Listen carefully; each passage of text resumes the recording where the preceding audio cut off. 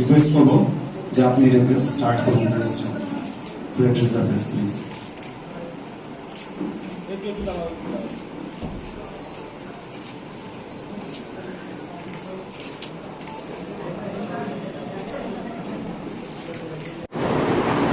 পরবর্তীকালে আবার প্রদ্যুৎ কিশোর বর্মনকে দায়িত্ব দেওয়া হলো।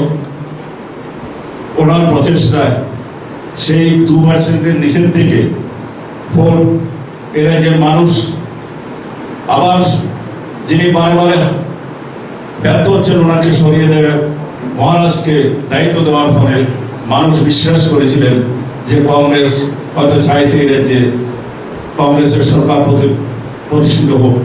কিন্তু দেখা গেল মহারাজের নেতৃত্বে ইলেকশনে আমরা প্রায় 26%-এর মতো আমরা ভোট পেয়ে গেলাম এবং ত্রিপুরা রাজ্যে আমরা 2%-এর নিচের থেকে প্রতিষ্ঠিত হয়ে গেলাম প্রধান বিরোধী দল হিসাবে।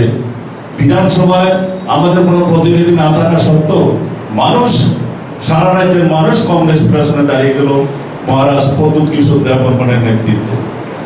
কিন্তু দেখা গেল এআইসিসি সেটাকে ভালো চোখে নেননি।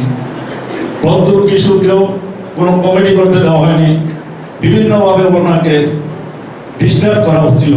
পরবর্তীকালে প্রদ্যুৎ কিশোর বর্মন দল ছেড়ে বেরিয়ে যেতে বাধ্য হলেন।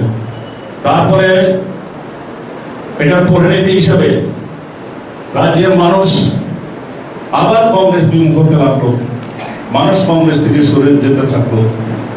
মহারাজ নিজের দল করলে দেখা গেল ওনার প্রতি মানুষের বিশ্বাস আছে, মানুষ ওনার দলের পক্ষে ভোট দিলেন। জাতি উপজাতি সবাই মিলে এডিসিতে ওনাকে ক্ষমতায় আনলেন। পরবর্তীকালে খুব দুঃসময়ে কামকে দায়িত্ব দেওয়া হলো। দায়িত্ব দেওয়ার পরে